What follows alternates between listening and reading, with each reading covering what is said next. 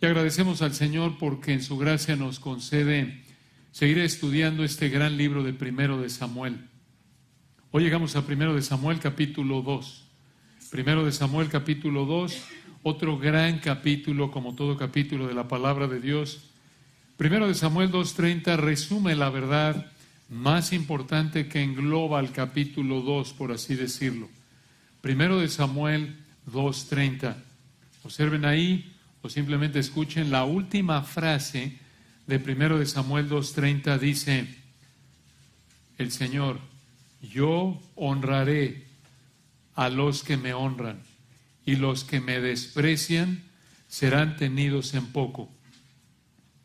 Nada es tan importante en la vida como honrar al Señor.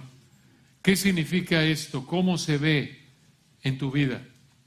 Primero de Samuel capítulo 2 nos lo explica, y nos lo explica con dos familias. Por un lado, una familia insignificante en términos de visibilidad y prominencia humanas, que por la gracia del Señor honró al Señor. Y por otro lado, este gran texto nos presenta a otra familia que en términos de visibilidad y prominencia humanas deshonró al Señor. A un nivel u otro, todos nos encontramos en una de estas dos familias. Veamos en cuál de las dos familias nos encontramos. Y para ello vamos a dividir nuestro estudio de este gran capítulo en dos partes. Aquí en Primero de Samuel 2 vemos dos situaciones que honran al Señor, que te motivan a honrarlo en tu vida. Dos situaciones que honran al Señor, que te motivan a honrarlo en tu vida. En primer lugar, vemos que el Señor es honrado en una oración. Y en segundo lugar, que el Señor es honrado en una familia. El Señor es honrado en una oración, en primer lugar, y en segundo lugar, el Señor es honrado en una familia. Entonces, veamos la primera, versículos 1 al 10, primero de Samuel 2, 1 al 10. Observen cómo el Señor es honrado en una oración. El Señor es honrado en una oración. Aquí en primero de Samuel 2 nos encontramos cerca del año 1105 a.C. Y aquí en primero de Samuel 2 vemos una oración de Ana que incluye verdades majestuosas acerca de nuestro amado Señor. Y esta oración incluye varias de las mismas verdades que María incluyó en su alabanza en Lucas 1, 46 al 55. Y vean este texto hermoso, comenzando en el versículo 1. Primero de Samuel 2:1. Y Ana oró. Recuerden que aquí al final del capítulo 1, lo vimos la semana pasada, Ana llevó a Samuel, su pequeño Samuel de 2-3 años de edad, para encomendarlo, dejarlo al Señor como una ofrenda de gratitud voluntaria al Señor, porque el Señor se lo había dado, habiendo sido ella estéril. Oró, el Señor respondió a su oración en su gracia, y lo llevó ahí al tabernáculo, lo está dejando con el sacerdote Elí, el sumo sacerdote. Y ella aquí en primero de Samuel 2:1, observen, oró y dijo: mi corazón, esto es, todo mi ser, la idea en el hebreo es mi mente, voluntad, sentimientos, todo mi ser, se regocija en Jehová. Aquí vemos otra vez ese nombre hermoso de nuestro Señor, Yahweh, que significa el Dios fiel, el que es infinito, el que siempre ha existido. Él es el incambiable, Él es el independiente.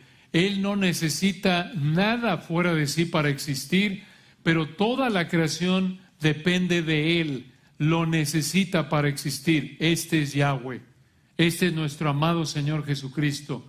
Como Él lo dijo una y otra vez en los evangelios, yo soy. Antes que Abraham fuese, yo soy. No solo en el sentido de que Él existió antes de Abraham, pero obviamente esto apunta a que Él es Yahweh, Jehová, el autoexistente, el incambiable, el infinito.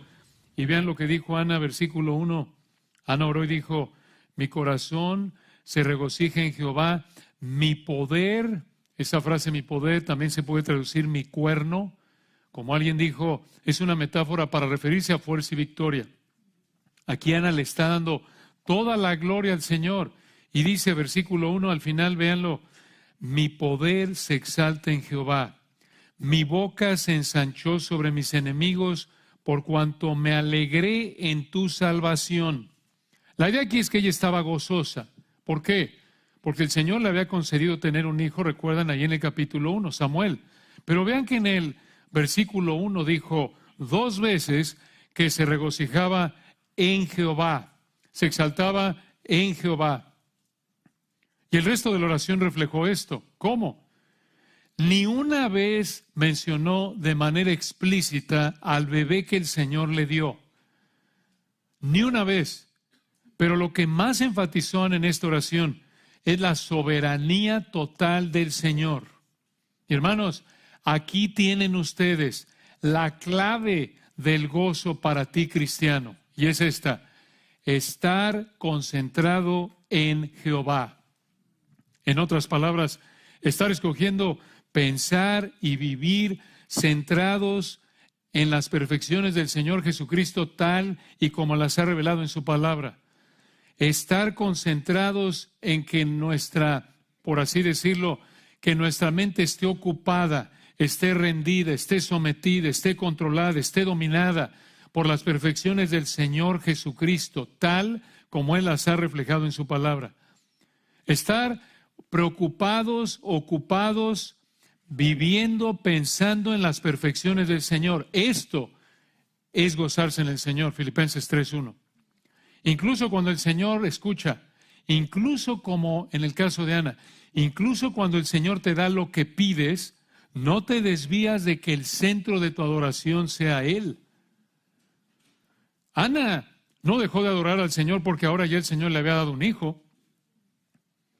A veces una bendición temporal, incluso que sea una bendición temporal por la gracia soberana del Señor, una bendición que el Señor nos da en respuesta a una oración, a veces una bendición temporal puede ser una prueba tanto como una aflicción temporal. ¿Cómo, dices tú? Por la tentación de concentrarnos, escucha esto, por la tentación a dejar de concentrarnos en el Señor por concentrarnos en su bendición. Como dice 1 Timoteo 6:17, a los ricos de este siglo manda que no sean altivos, ni pongan la esperanza en las riquezas, las cuales son inciertas, sino en el Dios vivo, el cual nos da todas las cosas en abundancia. En ese punto, tu gozo no es en el Señor, sino en su bendición. Y cuando haces eso, tu gozo es frágil, superficial, porque si el Señor nos quita esa bendición temporal, el gozo se va junto con esa bendición temporal, porque es un gozo en la bendición, no en el Señor. Pero cuando nos gozamos en el Señor, podemos gozarnos siempre, Filipenses 4:4, porque Él es igual siempre, nos dé o no bendición, nos dé o no aflicción. Una verdad muy importante. Y vean cómo Ana comenzó enfatizando la exclusividad total del Señor, que Él es incomparable, inigualable. No hay nadie como Él. Versículo 2, 1 de Samuel 2:2. No hay santo como Jehová, como Yahweh. La idea es que no hay otro que sea perfecto, la fuente de perfección, que esté totalmente apartado de su creación. De nuevo, nadie es como Él. Toda la creación depende de Él para existir, pero Él no depende de nadie para existir. Nadie es como Él, nadie es perfecto, nadie es como Él en su esencia, nadie es infinito, incambiable, independiente, fiel como Él. Porque, versículo 2, porque no hay ninguno fuera de ti, nadie es como Jehová. No hay ni un ser en la creación que sea como Él, el Dios Trino. Y versículo 2 al final, y no hay refugio en el hebreo, no hay roca como el Dios nuestro. Esto es hermoso. ¿Qué significa que Dios es una roca? Es una manera de enfatizar, obvio, de manera poética, que Dios es, escucha, perfectamente confiable. Perfectamente confiable, que jamás fallará. ¿Cómo no vamos a regocijarnos en Él si Él nunca nos va a quedar mal? Él nunca nos va a fallar, su palabra nunca va a fallar. Y Ana, observen, siguió orando, versículo 3, y dijo, 1 de Samuel 2:3, no multipliquéis palabras de grandeza y altanería, cesen las palabras arrogantes de vuestra boca, porque el Dios de todo saber es Jehová, y a Él toca el pesar las acciones. En otras palabras, no seas arrogante, porque Jehová lo sabe y te va a juzgar. Santiago 4, Él resiste a los soberbios y da gracia a los humildes. Y vean una muestra de esta verdad, versículo 4. 1 Samuel 2:4, una muestra de que el Señor conoce todo, y si tú eres arrogante te va a juzgar. Versículo 4, los arcos de los fuertes fueron quebrados, y los débiles se ciñeron o se vistieron de poder. Versículo 5, los saciados se alquilaron por pan, y los hambrientos dejaron de tener hambre. Hasta la estéril ha dado a luz 7, esto es apuntando a algo completo. Y la que tenía muchos hijos languidece, esto es, se debilita, se cansa, pierde fuerzas. Y esto hace referencia a que el Señor le concedió a Ana estar completa con Samuel, aunque Ana había sido estéril. Pero a Penina, que irritaba a Ana, ¿recuerdan? Dios la humilló al concederle hijos a Ana. Y observen el versículo 6. En los versículos 6 al 10, vean cómo Ana describió el poder y el control absolutos de Dios en varios contrastes en forma de poesía. Vean esto, hermanos, es hermoso. 1 Samuel 2:6. Jehová mata y Él da vida. ¿Cómo? Si una vez muerto el perro se acabó la rabia. ¿Cómo? ¿Cómo? Si está muerto, ¿cómo va a dar vida? ¿A qué apunta esto? Versículo 6 al final. Él hace descender al Seol y hace subir. Aquí Ana dijo que el Señor mata y resucita. ¿Quién puede hacer eso? Nadie más que Dios. Solo el Señor tiene el poder de levantar a los muertos. Y vean su control sobre todo detalle de la vida. Observen, sobre toda posesión, sobre toda posición. Versículo 7. Jehová empobrece y Él enriquece. Él determina el ingreso de todo ser humano a lo largo de la historia. Versículo 7, abate, esto es, lleva abajo, y enaltece, Él humilla y Él exalta. Versículo 8, Él levanta del polvo al pobre, esto es, al indefenso. Vean, en términos humanos, el indefenso no tiene la capacidad de levantarse del polvo, es la idea. Esto enfatiza la impotencia humana y la omnipotencia divina. Versículo 8, Él levanta del polvo al pobre, y del muladar, quiere decir del montón de cenizas, exalta al menesteroso. Esto es, al pobre, al necesitado. ¿Para qué? Versículo 8. Para hacerle sentarse con príncipes y heredar un sitio de honor. Solo Dios puede hacer eso. ¿Cómo puede el Señor hacer esto? ¿Cómo puede tener este nivel de poder y de control? Porque versículo 8 al final, Él otra vez, y solo Él, es el creador. A esto se refiere la última frase del versículo 8, véanla. 1 Samuel 2:8. Porque de Jehová son las columnas de la tierra, y Él afirmó sobre ellas el mundo. Otra vez, hermanos, toda la gloria es de Él. Por eso dijo Juan en el versículo 2, mi poder, mi cuerno se exalta en Jehová, toda la fuerza que tengo, dijo Ana. Ana, no Juana, soy yo como Juana, pero es Ana. Y ya le cambiamos. No, es Ana. Dijo Ana, todo es porque el Señor lo hace. Ana era la estéril. Ana era, versículo 8 aquí, la pobre, la que estaba en el montón de cenizas, la menesterosa.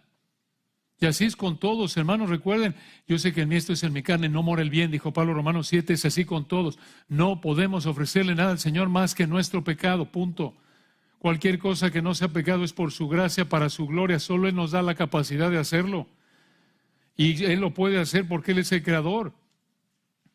Y esta sección, hermanos, de los versículos 6 al 10, nos animan a confiar en Dios, a humillarnos ante Dios, igual que Ana. Igual que Ana. ¿Saben por qué? Porque nos recuerda que todo lo que vivimos está bajo su control.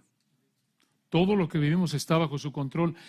Y si realmente nos estamos humillando bajo el Señor, bajo su poder, su soberanía, si realmente estamos siendo humildes como Ana, esa humildad se va a ver como la vida de Ana en 1 Samuel capítulos 1 y 2. ¿Cómo?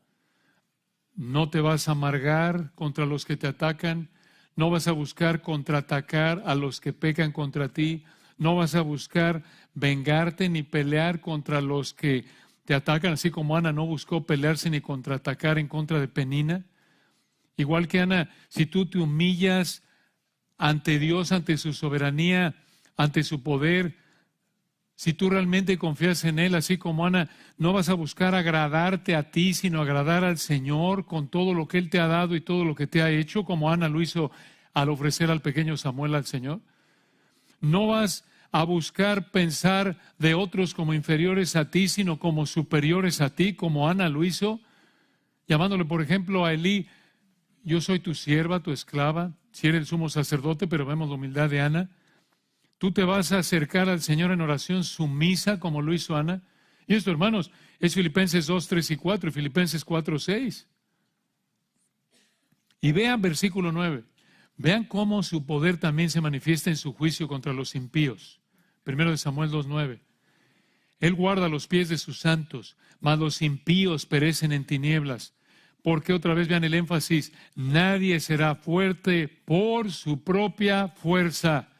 Versículo 10, otra vez, delante de Jehová serán quebrantados, en el hebreo serán hechos pedazos sus adversarios, y sobre ellos tronará desde los cielos. Y escuchen esto, aquí viene una profecía del Señor Jesucristo al final del versículo 10. Jehová juzgará los confines de la tierra, dará poder a su rey y exaltará el poderío de su ungido. Esto apunta al versículo prácticamente a Lucas 1, 46 al 55, esa es la oración de María. La oración de María en Lucas 1, 46 al 55 confirma que primero de Samuel 2:10 apunta al Señor Jesucristo. Aquí tienen, hermanos, una declaración del poder del Señor Jesucristo. Él es el creador, Él es el que está aquí, Él es el rey, Él es el juez, Juan 5. El Padre ha dado todo juicio al Hijo. Escucha, si el Señor te ha salvado mediante la fe en Él, después del rapto, que puede suceder en cualquier momento, después de los 7 años de la tribulación futura, vamos a regresar con Él y vamos a ver esta profecía del versículo 10 cumplida cuando Él esté reinando en el milenio aquí en la tierra y por toda la eternidad seguirá reinando en los cielos nuevos y la tierra nueva.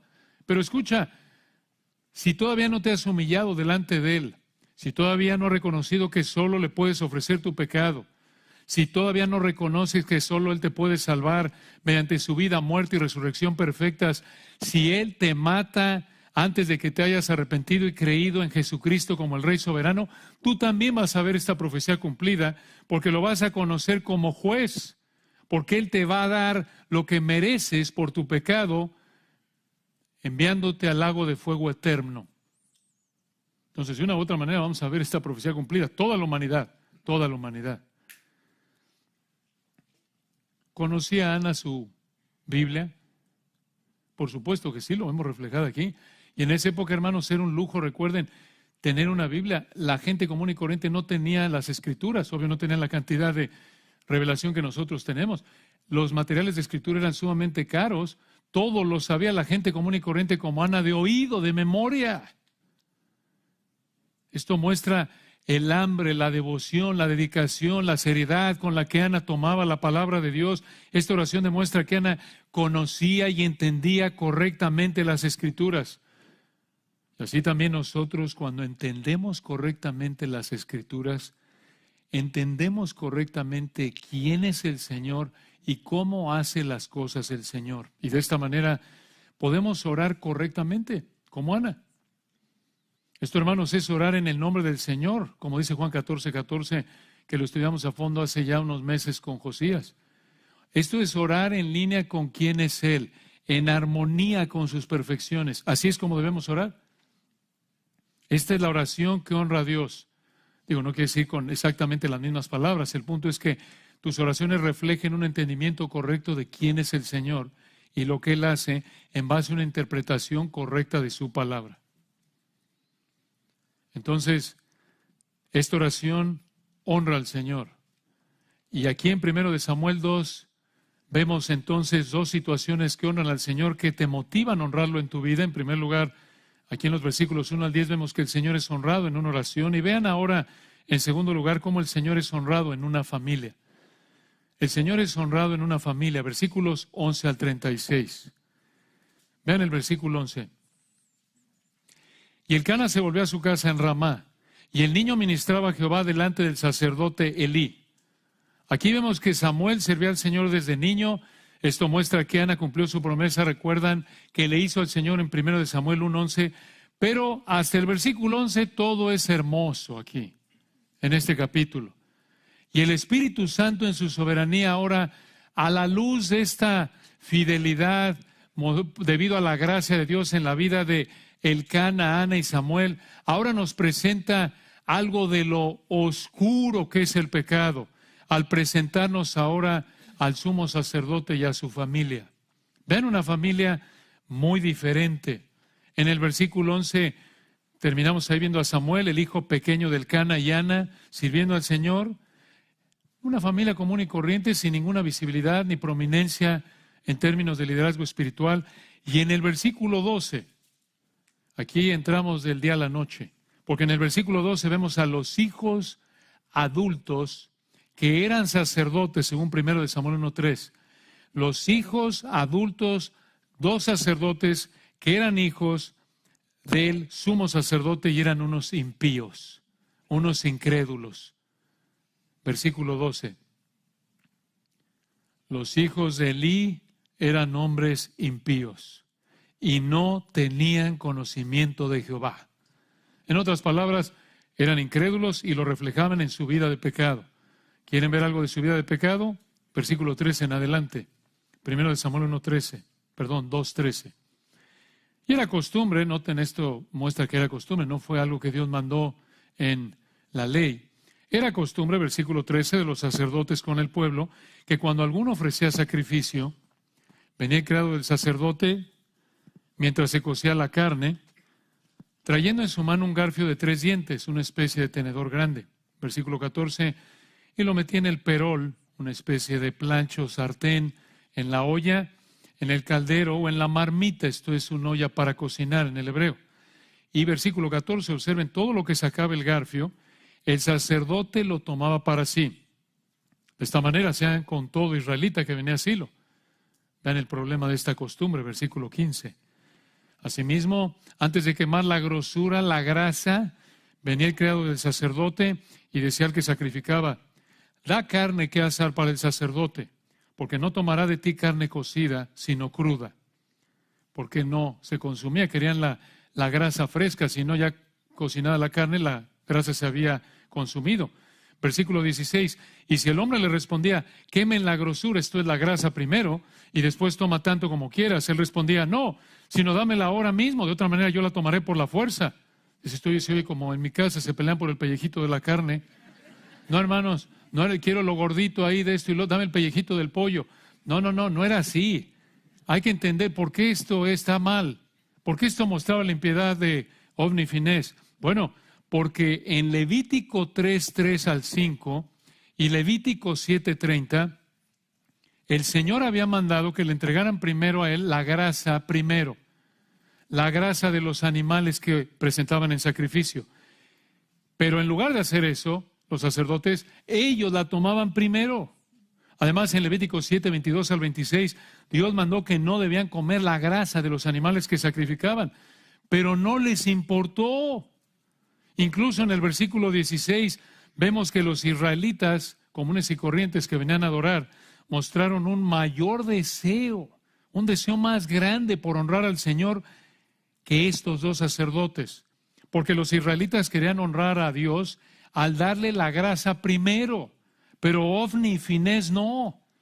Entonces la gente, versículo 16, venía a adorar a Dios mediante sus sacrificios, y estos 2 corruptos tomaban a la fuerza los sacrificios de Dios para su satisfacción pecaminosa. Dices, oye, se me hace que estás exagerando. Es un pellejito. ¿Por qué era tan grave? ¿Tan grave? Dios lo mandó. ¿Estaba Dios molesto por esto? Bastante. ¿Cómo sabemos? Versículo 17. Véanlo. Era pues muy grande, versículo 17, delante de Jehová el pecado de los jóvenes. Observen, ¿por qué? ¿Por qué se molestó el Señor? Hombre, si le daban la grasa, el pellejo de la carne antes, ¿por qué? Porque versículo 17, porque los hombres menospreciaban las ofrendas de Jehová.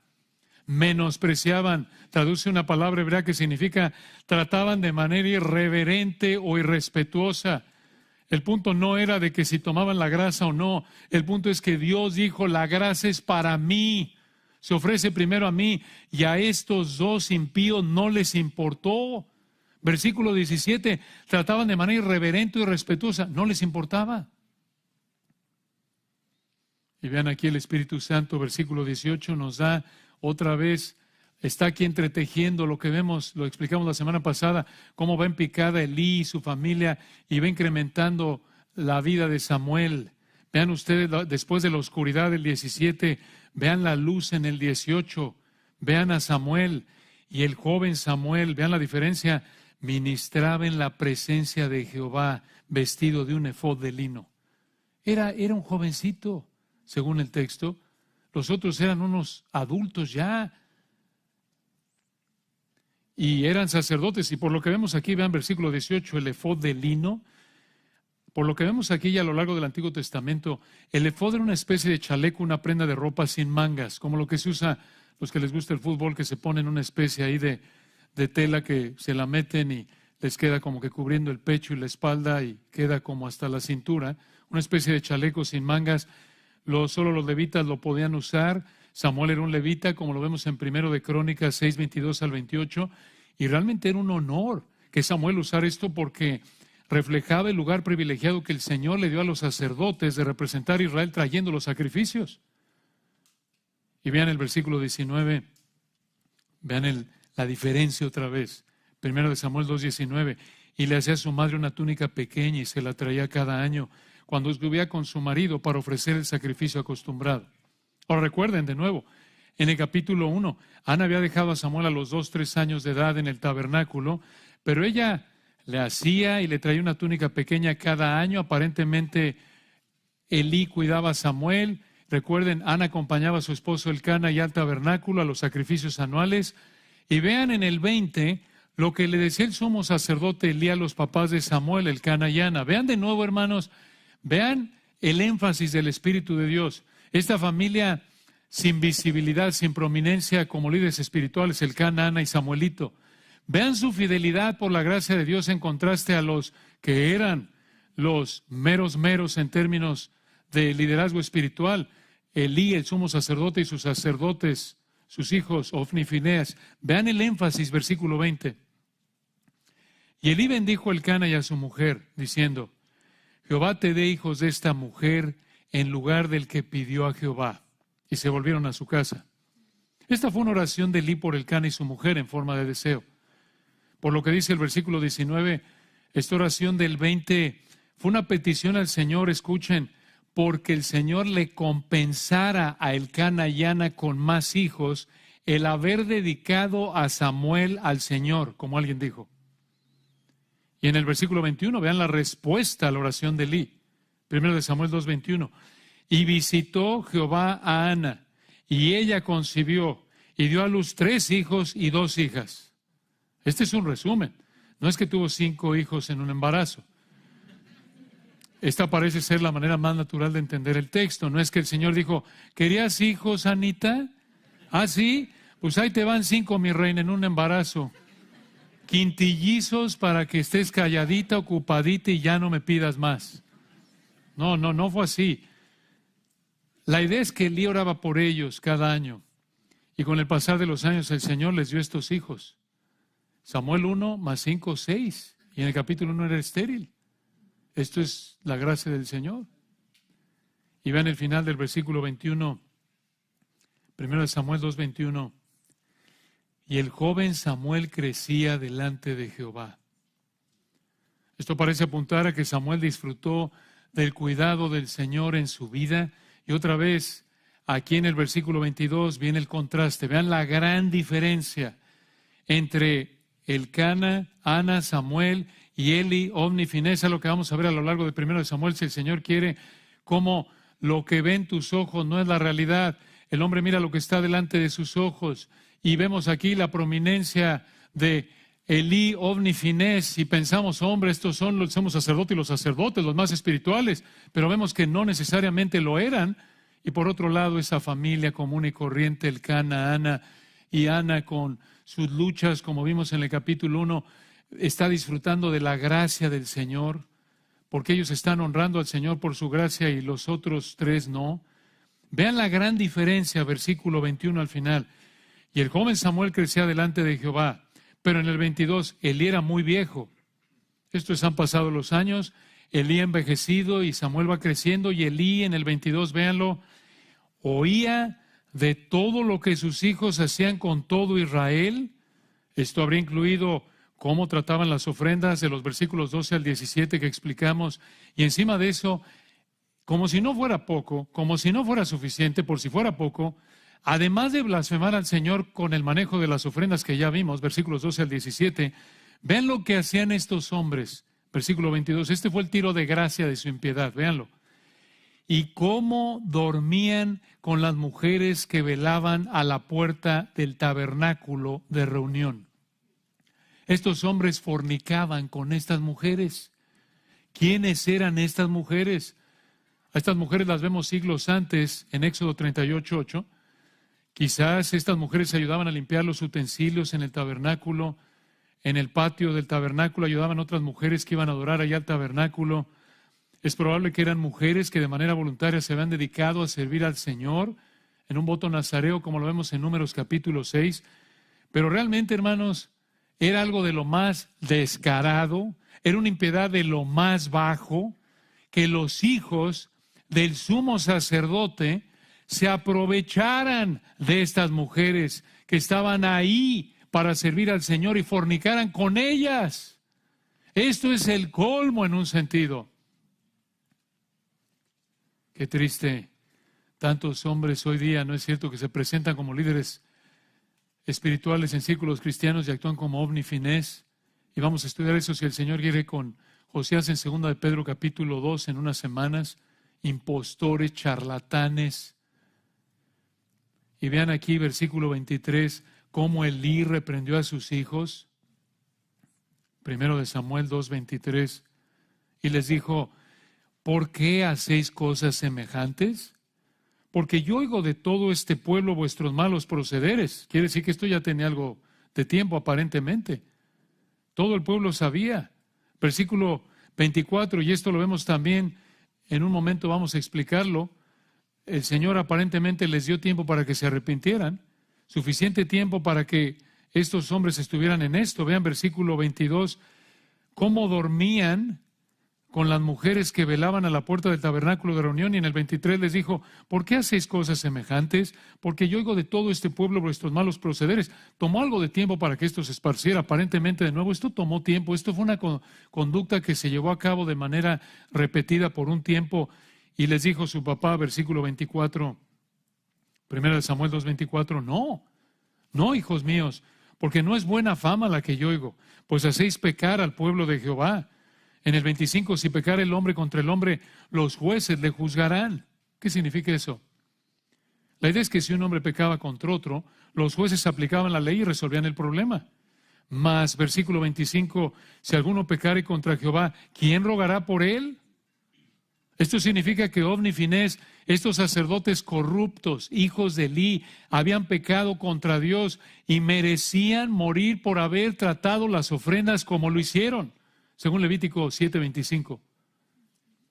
Pero vean cómo respondieron a la reprensión de su padre. Versículo 25 al final, escuchen esto. Una de las frases más fuertes en este pasaje. Pero ellos, Ofni y Finés, no oyeron la voz de su padre. ¿Por qué? Escuchen la razón. Porque Jehová había resuelto hacerlos morir. Aquí tienen una de las frases más escalofriantes en este pasaje. Observen la soberanía de Dios en esto.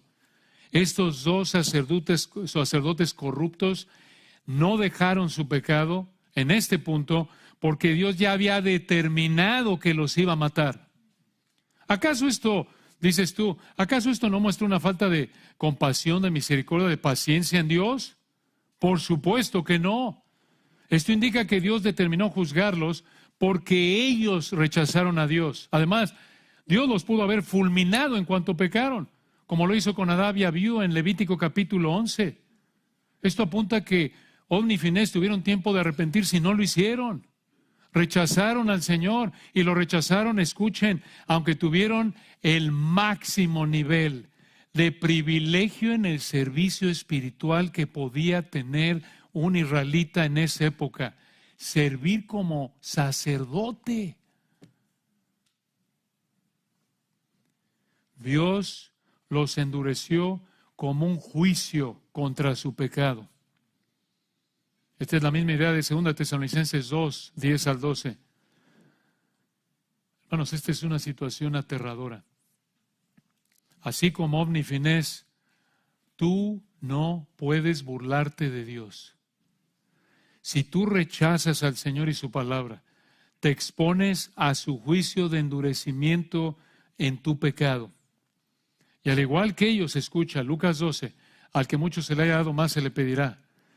Entre más privilegios espirituales te dé el Señor como cristianos, más responsables somos.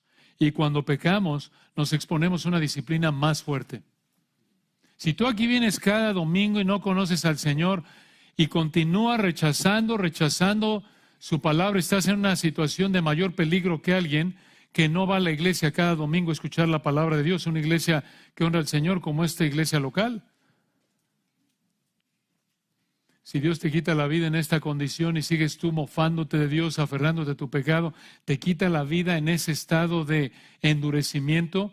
Si Dios te quita la vida, vas a terminar en el infierno eterno, sufriendo de manera consciente la realidad del juicio de Dios, lo que tu pecado merece, y tu nivel de castigo, tu nivel de sufrimiento será más fuerte que el de alguien que a lo mejor Dios también le quitó la vida, murió en su pecado, pero no estuvo escuchando tanto la palabra de Dios como tú.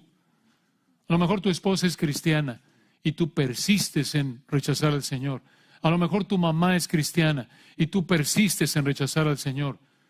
Tú tienes mayor privilegio que alguien que no ha nacido o que no está cerca de un cristiano. Esto nos ayudó a entender algo de el por qué el Señor juzgó con esta severidad a estos dos hombres. Versículo 26, vean de nuevo la diferencia. 1 Samuel 2:26. Y el joven Samuel iba creciendo y era acepto delante de Dios y delante de los hombres. Vean la gracia de Dios en la vida de Samuel. El versículo 26 significa que Samuel iba creciendo espiritual y socialmente. Y vean de nuevo, hermanos, la diferencia. La vida de Ofni y Finés iba creciendo en desagrado para Dios e Israel. Pero la vida de Samuel iba creciendo en agrado para Dios e Israel. Y vean lo que hizo el Señor, versículo 27. 1 Samuel 2:27. Y vino un varón de Dios. Este fue un profeta genuino, real, mandado por Dios. No nos revela aquí el Espíritu de Dios quién fue, anónimo para nosotros, pero fue un profeta genuino. Versículo 27. Vino un varón de Dios a Elí y le dijo, así ha dicho Jehová, no me manifesté, la idea en el hebreo, no me descubrí yo claramente a la casa de tu padre cuando estaban en Egipto en casa de Faraón. Esto se refiere a Aarón. Aarón era abuelo de Elí. Versículo 27, Dios tomó la iniciativa, dice aquí el texto, de descubrirse a la casa de su padre. Y hablando de Aarón, versículo 28, Dios le dijo a Elí a través del profeta, 1 Samuel 2:28, véanlo. Y yo le escogí, hablando de Aarón, por mi sacerdote, entre todas las tribus de Israel, para que ofreciese sobre mi altar y quemase incienso y llevase ephod delante de mí, y di a la casa de tu padre todas las ofrendas de los hijos de Israel. En otras palabras, escuchen, fue un privilegio de gracia que el Señor le concedió a Aarón y a sus descendientes, incluyendo Elí, ser sacerdotes. No se lo habían ganado porque eran más piadosos que el resto de los israelitas. Dios simplemente, versículo 27, tomó la iniciativa en su gracia. Versículo 28, lo escogió, no por sus méritos, sino por gracia pura. Y ellos aquí hablando de Elí, sus hijos, a la luz de ese privilegio de gracia que Dios le había concedido a Elí, a Ofni y Finés, como descendientes de Aarón, a la luz de ese privilegio de gracia que Dios le concedió a estos tres hombres para servirlo como sacerdotes, a la luz de eso, ellos deberían haber respondido honrando al Señor. ¿Cómo? Simplemente manejando las ofrendas como Él lo mandó. Pero no lo hicieron, ya vimos. Y aquí viene la confrontación de Dios contra Elí, versículo 29. Primero de Samuel 2:29. ¿Por qué habéis hollado? La idea en el hebreo es fuerte. ¿Por qué has pateado? ¿Por qué has despreciado mis sacrificios y mis ofrendas que yo mandé ofrecer en el tabernáculo? Y escuchen esto. Y has honrado a tus hijos más que a mí, engordándoos de lo principal de todas las ofrendas de mi pueblo Israel. No te corresponde a ti. Vean, la idea es fuerte, versículo 29.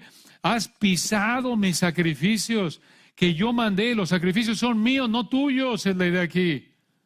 Yo digo cómo se manejan esos sacrificios. Eran para mí, no para ti.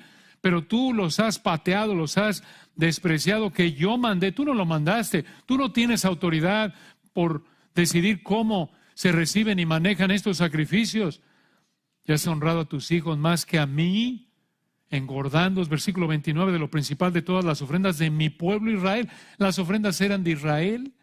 Para Dios, Dios era el dueño de esas ofrendas, versículo 29, mis sacrificios, mis ofrendas.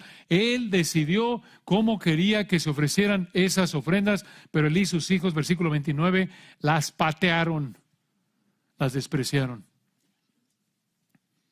Como dice el versículo 28 en Levítico capítulo 7, esto es el versículo 28, hace referencia a Levítico 7, Levítico capítulo 7.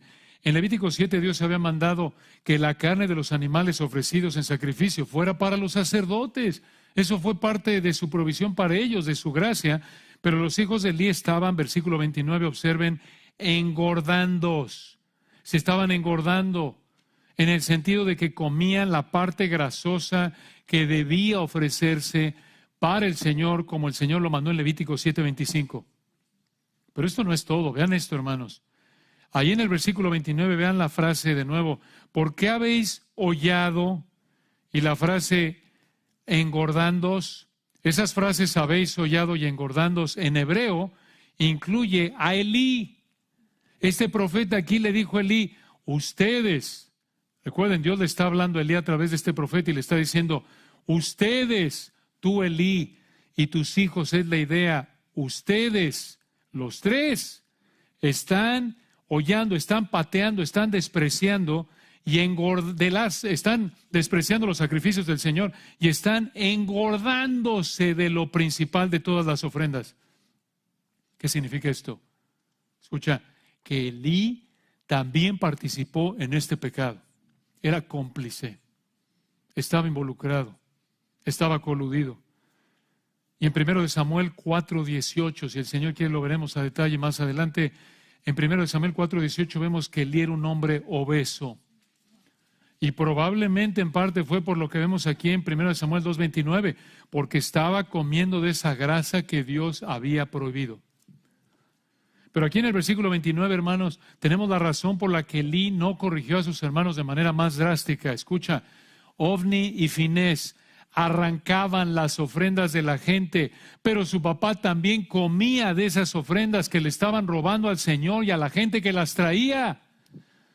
Esta era una situación escandalosa, espantosa. Esto es una mafia familiar. Esto es algo así como recuerdan el suegro y el yerno, Anás y Caifás en la época del Nuevo Testamento, que era una mafia y el templo. Era un negocio familiar. Habían corrompido lo que Dios había mandado y explotaban a la gente en la época del Nuevo Testamento del Señor Jesucristo. La habían hecho una cueva de ladrones, dijo el Señor. Así era aquí, parecido. No ese grado, pero parecido. Desde el punto de vista humano, Elí debería haber tomado medidas más fuertes contra sus hijos. De hecho, no solo una reprensión, como lo vemos aquí. De hecho, en 1 Samuel 3:13, si el Señor quiere lo veremos en nuestro próximo estudio, pero en 1 Samuel 3:13 Dios dijo que Elí no estorbó el pecado de sus hijos, y esto confirma que no tomó las medidas necesarias, porque lo que hizo aquí en el capítulo 2 no fue suficiente. Nada más decirles, y ya.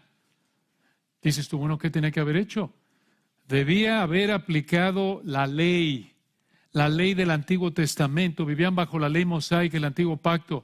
Debería haberlo aplicado. Y debería haber matado a sus 2 hijos perversos, como dice Deuteronomio 21, 18 al 21. Dices, oye, qué fuerte. No, oye, no, yo no habría tenido el corazón para hacer eso. No lo habrías tenido. Habrías terminado como Elí entonces, coludido en el pecado de tus hijos, si hubiera sido él. No era cuestión de falta de compasión, era cuestión de que él honró más a sus hijos que al Señor, como dice el texto. Ese fue el problema. ¿Hay alguien en tu vida a quien estás honrando más que al Señor y por eso estás desobedeciéndolo? Por lo que vemos en Levítico 7, ellos deberían haber muerto por deshonrar al Señor en las ofrendas. Pero Elí no hizo esto, aparentemente porque él se beneficiaba del pecado de sus hijos, como ya vimos. Y escuchen, en lugar de usar el privilegio de gracia que el Señor les dio como sacerdotes, en lugar de usar el privilegio de gracia que el Señor les dio como sacerdotes para beneficiar a otros, a los demás israelitas, usaron ese privilegio de gracia para beneficiarse a sí mismos. Esto es lo opuesto a cómo debemos usar el don espiritual que el Señor nos ha dado. El don espiritual que el Señor ha dado a cada cristiano, hermanos, es para servir a su iglesia, no para servirnos a nosotros mismos. 1 Pedro 4:10, cada uno según el don que ha recibido, ministrelo, úselo para servir. Ministrelo a los otros como buenos administradores de la multiforme gracia de Dios. Es un pecado, escuchen, es un pecado como el de Elí, Ofni y Finés, cuando usamos los privilegios de gracia que el Señor nos da para beneficiarnos a nosotros mismos. Incluso, hermanos, como ustedes saben, lo han vivido en su trabajo, su familia incrédula quizás, tristemente incluso en alguna iglesia local. Incluso los incrédulos desprecian esto cuando una persona aprovecha su posición para su beneficio. Es la acusación continua en parte en general de contra los políticos, ¿no es cierto? Y alguien con poder le da a su hijo y compadre un trabajo porque el hijo y el compadre no rebuznan porque, bueno, son unos burros, pero ahí están, ¿por qué? Porque el jefe los metió y son intocables, ¿no es cierto? Y todo el mundo lo sabe, pero ¿por qué están ahí? Pues porque el papá o el tío o el padrino ahí lo puso. Prácticamente es lo mismo que estaban haciendo estos corruptos. Y vean la frase del versículo 29, esto es clave, esto nos abre aquí la idea central del capítulo, que la va a concluir de manera completa en el versículo 30. Vean la frase en el 29, has honrado, le dijo Dios a Elí a través de este profeta, escucha, has honrado a tus hijos más que a mí. Aquí estaba el problema de fondo. Has honrado a tus hijos más que a mí. Al honrar Elí a sus hijos antes que el Señor, Elí violó el primer mandamiento de Éxodo 22 y 3. Pecó de hijólatra. Hijólatra. Le importaba, escucha, honrar a sus hijos más que honrar al Señor. Le importó agradar a sus hijos más que agradar al Señor. Debemos ser, hermanos, por la gracia de Dios, como el Cana y Ana. Ellos honraron al Señor más que a su hijo. Pero cuando preferimos honrar a alguien más que al Señor, pecamos como Elí. Y se aplica a cualquier situación. Si tú prefieres honrarte más a ti, agradarte a ti por encima de obedecer la palabra de Dios, vas a pecar. Si tú prefieres honrarte a ti más que honrar al Señor, vas a pecar. Si tú prefieres honrar más a tu esposa que al Señor, a tus hijos, a tu jefe, lo que sea, prefieres honrar a alguien o algo más que al Señor, vas a pecar igual que Elí. Quizá no en el mismo nivel de detalle, pero en el principio es lo mismo. Y vean el versículo 30. Después de denunciar su pecado, El Señor le explicó a Elí cómo lo iba a juzgar por su pecado. Versículo 30. Por tanto, Jehová, el Dios de Israel, dice: yo había dicho que tu casa y la casa de tu padre andarían delante de mí perpetuamente. Esto es, en Éxodo 29:9, había dicho el Señor que Aarón y sus descendientes serían sacerdotes. Pero 30, mas ahora ha dicho Jehová: nunca yo tal haga, porque, hermanos, aquí viene la verdad central del capítulo. Versículo 30 al final: porque yo honraré a los que me honran, y los que me desprecian serán tenidos en poco. Elí había despreciado al Señor. Dices tú, ¿cómo? Al haber honrado a sus hijos más que al Señor, como dice el versículo 29, y por lo tanto el Señor lo iba a tener en poco. ¿Qué significa esto de que lo iba a tener en poco? Que el Señor iba a juzgar a Elí. El Señor iba a juzgar a Elí. ¿Cómo sabemos esto? Por los versículos que vienen, versículos 31 al 34, véanlo. 1 Samuel 2:31. He aquí, le dijo el Señor a Elí a través de este profeta, he aquí, versículo 31, vienen días en que cortaré tu brazo y el brazo de la casa de tu padre, de modo que no haya anciano en tu casa. No brazo literal, no que iban a andar mancos, sino que a punto observen a qué, versículo 32, verás tu casa humillada, mientras Dios colma de bienes a Israel, y en ningún tiempo habrá anciano en tu casa. 33, el varón de los tuyos que yo no corte de mi altar será para consumir tus ojos y llenar tu alma de dolor, y todos los nacidos en tu casa morirán en la edad viril. ¿Qué significa esto? Que el juicio del Señor contra Elí y sus hijos se vería en que mataría a descendientes de Elí cuando fueran jóvenes y no servirían en el tabernáculo. Es como si el Señor les hubiera dicho: ¿no quieres? Elí, Ofni y Finees, ¿no quieren manejar las ofrendas como sacerdotes como yo mando? No hay problema, con permiso. A un lado, versículo 34, 35, viene otro. No, hermano, no le hacemos el favor al Señor. No nos necesita, recuerden, Él es Jehová. Él es Jehová. ¿No quiere? No hay problema. Ahí está, a un lado, voy con otro. Aquí está. El privilegio era para ellos. Pero esto es lo que caracteriza nuestra tendencia pecaminosa sobre llegar a pensar que le hacemos el favor al Señor y por eso honramos a alguien más que al Señor. No, no le haces el favor a Él, no le hacemos el favor. Él es Yahweh, Él es el independiente, Él no necesita nada, ni a nadie para existir, ni para ser honrado. Él no es honrado por manos de hombres como si necesitase de algo. Hechos 17, pues Él es quien da a todos vida y aliento y todas las cosas. Pudo haber pensado, oye, pero ¿en serio? Esto está muy fuerte. ¿Cómo sé que esto va a pasar? Garantizado que va a pasar. ¿Cómo? Versículo 34. 1 Samuel 2:34. Y te será por señal esto que acontecerá a tus dos hijos, Ofni y Finees, ambos morirán en un día. ¡Qué tremendo! La muerte de Ofni y Finees el mismo día le confirmaría a Elí que el Señor lo juzgaría tal y como le dijo aquí. Y en lugar de la familia de Elí, versículo 35, el Señor levantaría a otra familia para servir como sacerdotes. Vean 1 Samuel 2:35. Este es el Señor hablando otra vez, Elí a través de este profeta. Y yo me suscitaré, en el hebreo, yo me levantaré un sacerdote fiel que haga conforme a mi corazón y a mi alma. Esto es que haga lo que quiere, la idea. Y yo le edificaré casa firme. Este es el contraste. Yo voy a levantar un sacerdote fiel que haga lo que yo quiero. Eso es lo que quiere decir ser un varón conforme al corazón de Dios, que hace lo que Dios quiere. Ellos eran unos infieles que hacían lo que querían, que hacían las cosas conforme al corazón de ellos. El Señor iba a levantar 35 a un sacerdote fiel que hiciera conforme a su corazón. Eso así es como debemos ser, no infieles y hacer las cosas conforme a nuestro corazón, conforme a lo que queremos, sino fieles, y eso significa, versículo 35, hacer las cosas como Dios quiere, conforme al corazón de Dios. Entonces, versículo 35, Dios dijo: y yo me suscitaré un sacerdote fiel que haga conforme a mi corazón y a mi alma, y yo le edificaré casa firme, y andará delante de mí ungido todos los días, o siempre es la idea. ¿Quién es este sacerdote? Por lo que vemos en 1 de Reyes, capítulos 1 y 2, y Ezequiel, capítulos 44 y 48, esto parece referirse a Sadoc. Sadoc y sus descendientes, a que ellos servirían como sacerdotes.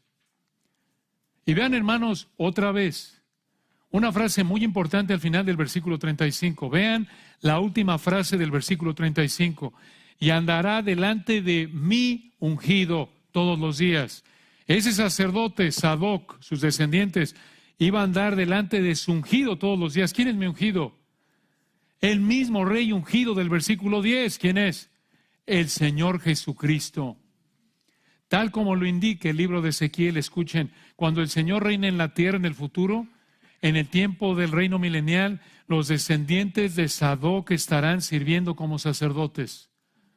Recuerden de nuevo, después de que el Señor nos lleve en el rapto en cualquier momento, después de la tribulación futura de 7 años, Apocalipsis capítulo 6 al 18, va a regresar el Señor, Apocalipsis capítulo 19, y entonces va a cumplir esta profecía, Apocalipsis 20, al estar reinando aquí en la tierra. Lo vamos a ver, Él va a estar reinando junto con los descendientes de Sadoc, sirviendo como sacerdotes. Esto nos recuerda que Él va a regresar, vamos a estar con Él en su reino. Aquí en la tierra Él va a ser el rey. Vamos a ver esta profecía cumplida y lo vamos a honrar. ¡Qué bendición! Pero vean en el 36 cómo concluyó este mensaje de juicio, de este juicio del Señor contra Elí, versículo 36. Y el que hubiere quedado en tu casa vendrá a postrarse delante de él por una moneda de plata y un bocado de pan, diciéndole, te ruego que me agregues alguno de los ministerios para que pueda comer un bocado de pan. Esto significa que los descendientes de Elí terminarían como mendigos. Vean ustedes el contraste en este momento cuando Elí, escuchó esto, cuando él oyó esto. Elí tenía una posición prominente, no tenía necesidad económica. Él es el sumo sacerdote, al contrario, ¿qué necesidad económica? Se estaba engordándose de tomar lo que era del Señor. Comía de lo mejor por pecaminoso, por honrar más a sus hijos que al Señor. En ese momento no tenía necesidad. Pero vean ustedes cómo el Señor iba a revertir esa situación al juzgarlo. El Señor humillaría a Elí por su soberbia reflejada en honrar a sus hijos más que al Señor. Y este juicio vuelve a mostrar la verdad del versículo 3, de 1 de Samuel 2:3, que el Señor conoce y juzga al soberbio que desprecia al Señor. Ese soberbio que manifiesta su soberbia, escuchen, al honrar a alguien antes que al Señor, al honrar a alguien más que al Señor. Hermanos, el Señor hace esto con creyentes e incrédulos por igual. Claro, el nivel de juicio es diferente. Dices tú, ¿cómo? Los hijos de Elí no eran creyentes y el Señor los iba a matar y terminaron en el infierno. Porque en lo que vemos en el resto de Samuel no hubo arrepentimiento. De hecho, ya lo dijo aquí en el capítulo 2. No oyeron a su padre porque Jehová había resuelto hacerlos morir. Versículo 25. Ellos están en el infierno. Y Elí será juzgado temporalmente, aunque Elí era un creyente genuino. ¿Cómo sabemos que era un creyente genuino? Bueno, a pesar de su pecado, vemos aquí su fe genuina en que oró por Ana y Elcana, en el capítulo 1, capítulo 2, cuidó de Samuel, mantuvo abierto el tabernáculo en una época de mucho pecado, que era la época de los jueces, ¿recuerdan? Lo explicamos la semana pasada. Cuando tú como cristiano honras al Señor más que a cualquier otra persona, obedece su palabra y Él te honra al bendecirte conforme a lo que ha escrito en su palabra. Incluso si eres alguien insignificante, invisible en términos de visibilidad y posición humanas como Elcana, Ana y Samuel, si tú como cristiano honras al Señor más que a cualquier otra persona, vas a obedecer su palabra y Él te va a honrar bendiciéndote conforme a lo que ha Él escrito en su palabra, de acuerdo con su plan soberano para tu vida. Pero cuando tú como cristiano honras a alguien más que al Señor, vas a desobedecer la palabra de Dios, manifiestas desprecio al Señor y Él te tiene en poco. ¿Cómo? Él te va a disciplinar conforme a lo que ha escrito en su palabra en Hebreos 12:6. Incluso si eres alguien prominente o visible en términos humanos como Elí, Ofni y Finés, no creas que, bueno, es que yo soy líder de estudio bíblico, a mí el Señor, soy su consentido. Yo tengo fuero espiritual. No, no tienes fuero espiritual, no. Al contrario, es peor. Al que mucho se le ha dado, más se le pedirá. A mayor privilegio espiritual, mayor responsabilidad, Lucas 12, y más te expones a una disciplina más fuerte por parte del Señor.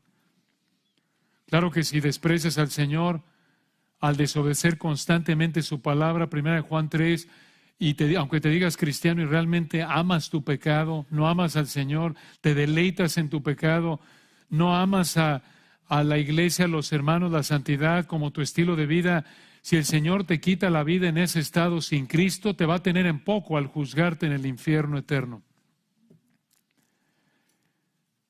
Hermanos, no podemos burlarnos del Señor de manera impune. Si tú lo honras, te honrará. Si lo deshonras, te tendrá en poco y pagarás caro por deshonrarlo. Oremos para terminar. Padre, te alabamos por este texto tan rico, tan potente. Nos deja sin aliento, por un lado, ver tu gloria manifestada en que tú eres Jehová. No hay santo como tú, no hay ninguno fuera de ti. Nadie es el infinito, incambiable, independiente. Nadie es la roca como tú. Nadie más que tú es infalible, no fallas. Nadie es el Dios de todo saber como tú. Tú, nuestro amado Señor, el Rey, el Juez. Te alabamos por quien eres tú. Y al mismo tiempo vemos de manera trágica nuestra propensidad tan fácil, aún como creyentes, a honrar a otros más que a ti. Y realmente es inconcebible a la luz de tu palabra, como lo hemos estudiado, cómo es posible que honremos a alguien más que a ti cuando no hay ninguno fuera de ti, no hay nadie como tú. Pero confesamos, Padre, nuestra insensatez, nuestra idolatría. Oramos que tu Espíritu use tu palabra para alumbrar los rincones más oscuros de nuestro corazón, donde quizás ni nos hemos dado cuenta que estamos colocando a alguien, honrando a alguien o algo antes que a ti, y estamos pecando por lo tanto, y estamos despreciándote, deshonrándote y exponiéndonos a que nos tengas en poco y nos disciplines. Y oramos porque si alguien en esta mañana no te conoce, Padre, que abra su entendimiento. Y sobre todo si es alguien que continuamente ha oído el Evangelio, que abra su entendimiento, Padre, quebrantes la dureza de su corazón, que se dé cuenta que nadie se puede escapar. Tú eres el Dios de todo saber, no es más inteligente que tú nadie. Nadie se puede esconder en ningún lugar de ti. Te pedimos, Señor, que tu Espíritu rompa ese corazón que quizás persiste en rechazarte. En un sentido es lo que menos deseamos, que alguien llegue al punto de estar como Ofni y Finés, que ya no escuche porque tú ya has decidido matarlo y mandarlo al infierno. Oramos que nadie en esta mañana esté en esa situación, sino que clamen a ti, porque todo aquel que invocar el nombre del Señor será salvo, reconociendo su pecado y clamando a ti por misericordia, y reconociendo que no te pueden ofrecer nada más que su pecado y venir a ti en arrepentimiento y fe. Gracias, Señor, por tu gracia, por este regalo que nos diste hoy en Cristo Jesús. Amén.